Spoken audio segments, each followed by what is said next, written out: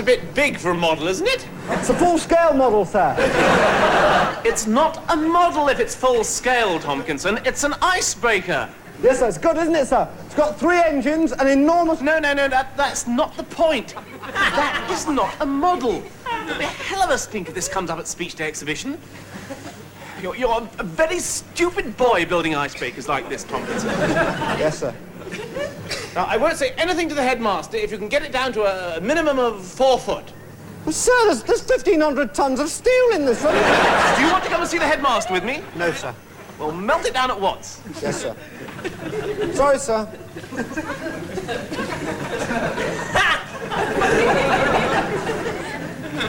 There seemed no way I could escape from this prison. Daily my depression and misery mounted, until one day, amongst the usual games announcements on the school notice board, something caught my eye.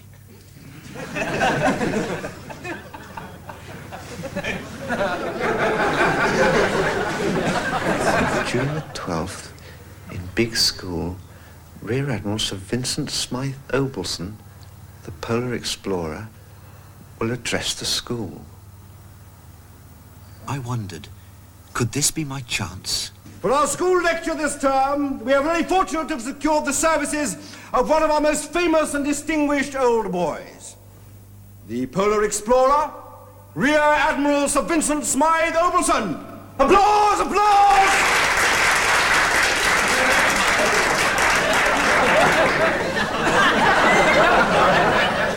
Hello, boys. How nice it is to be here. Speak up! Who said that? I would like Shut to up! Who was it? Right. The entire back 3 rows will come and beat me this evening. Carry on. Well, I've just returned from exploring one of the enormously interesting polar ice caps. I explored for over 3 months, 8 hours a day. I got up at 9 and explored until 6, with a 1-hour non-exploring break for lunch. And during that time, I can safely say I have explored in His Majesty's name an area the size of Yorkshire. This area... Stop it! If the school refuses to show its appreciation spontaneously, I shall be forced to close it down instantly and burn selected boys. Wait! Is that clear? Right, go on. This area of polar ice cap I have called Gravage Land. This was the moment I'd been waiting for. You know, boys, there's nothing worse than seeing the human body abused. Rubbish! Who said that? Mr. Ryan, sir. Oh, I see, sorry. Thought it was one of the boys. Carry on. And the future of our children and our children's children. Well, the headmaster has very kindly agreed, in honour of my visit, to give the whole school 20 minutes off. Let's all stand and sing the school song. My school, my school. The lecture finished, and soon I felt myself being lifted up. It had worked. At last I was on my way out of Greybridge. Hardly daring to breathe, I looked out on a new world outside. Yes, that was very good, Ellis. Very good indeed. Thank you, headmaster. Should save us a bit of money there. But why? Why the school song? Oh, I thought it was a jolly good wheeze for ending it, sir. It just sort of came to me. Well, stick to the script in future, Ellis. Yeah. Oh, no.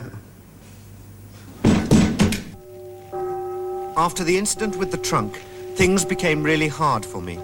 My ears were sewn back, and I had to do 3 weeks' detention in a sack on the school maggot pit.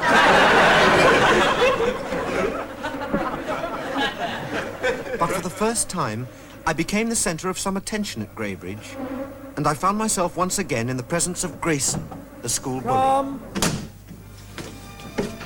In return for not hitting any of the masters, the head had allowed Grayson certain privileges, such as having unmarried Filipino women in his room, smoking opium, and having a sauna instead of prayers. He had just returned from a winter term cruise to South America and looked fit and well. Oh, Tomkinson. Oh, you appalling little creep. Yes, you really are the ugliest and most unpleasant little piece of vermin it's ever been my misfortune to encounter. I breathed a sigh of relief. At least he liked me.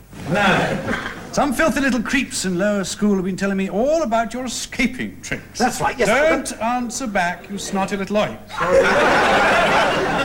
And don't you know that all escape routes from the school are managed by myself and the chaplain? No? Well, why do you think the chaplain's always laying gas mains and doing sewage work? I thought he liked it. Shut up, I'm talking. Of course he doesn't like it. He does it because I tell him to, and because I'm the only person he knows who's ever likely to get him an archbishopric. Is Mr. Hoskins going to be an archbishop? When he's finished digging.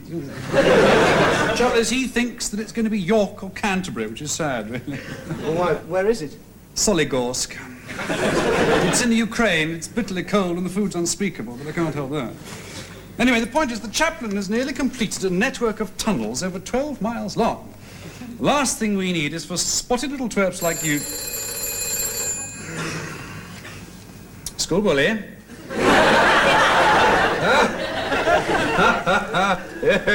Yes, we were just talking about you. What? No, I'm afraid it hasn't come yet. What? Well, no, I'm afraid it hasn't arrived. He wants to know about the hat. The Archbishop's hat. No, I'm sorry. No, you can't start this weekend. Why? Well, the old one has to die for a start, that's why. No, I could not do that. What's the hurry, anyway? What? Oh, you haven't. Oh, you idiot! Tomkinson. Yes. You're very keen to get out of this place, aren't you? Rather. Yeah. Well, pick him up. Well, though I loathe and detest the sight of your odious little face, I am prepared to let you be the very first to try out the chaplain's new tunnels. Oh, thank you. Thank you, Bully. Yes. Do you like girls? Who? Suki. Yes, Bully. Suki, how would you like to show Tomkinson here the tunnels, eh? Keep him company, you know? Gosh. Cigarette? So it was that 4 hours later, carrying 200 cigarettes, completely drunk, and with a half-naked, unmarried Filipino lady, I emerged behind the writing desk in the headmaster's study.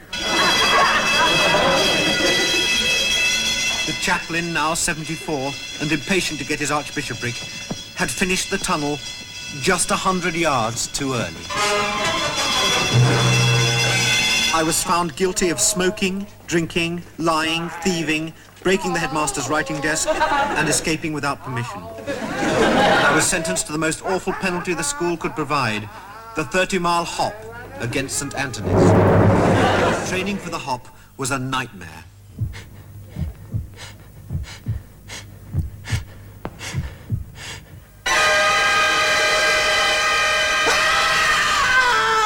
But after 3 weeks of these nightmares, we had a hopping team second to none.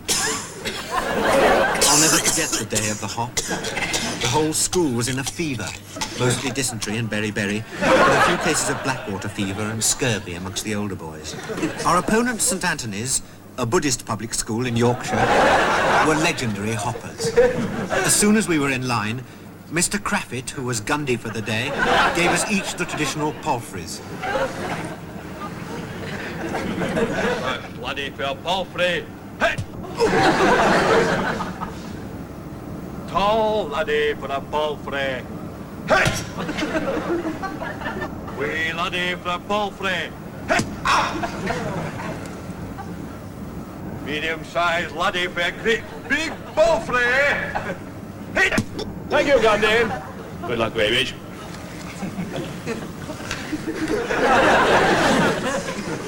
Boys of St. Anthony's and Graybridge School, hop ye and hop ye good this day. On your marks, get set. Hop up, Graybridge!